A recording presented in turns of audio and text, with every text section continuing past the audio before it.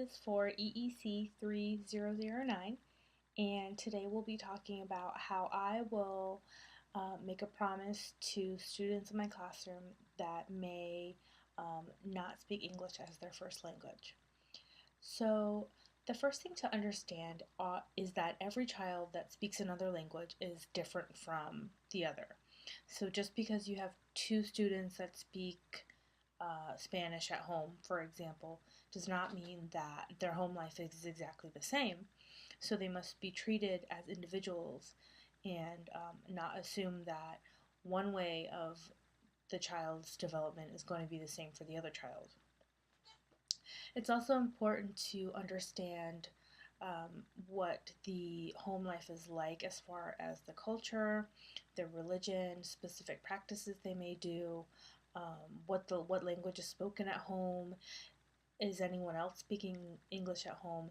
Things like that are important to consider so that the teacher can create a relationship with the child before they can even start the practice of learning a second language.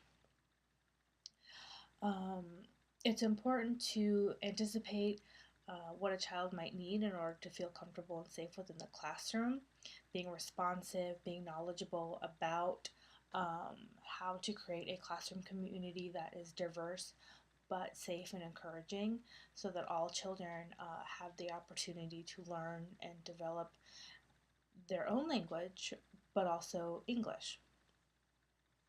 There are a couple ways to promote this type of learning and development. The first two, I think, is just to really create a nurturing environment for the children. They have to feel safe, warm, comfortable, and feel like they have the ability to develop their personalities, their self confidence, um, the skills that they need to be successful, parts of the classroom community before you can really start to dive into the concept of teaching English as a second language. Some of the ways to do that once you've created that positive classroom community is maybe finding books that are dual language so that the child can have something that they identify with within the classroom.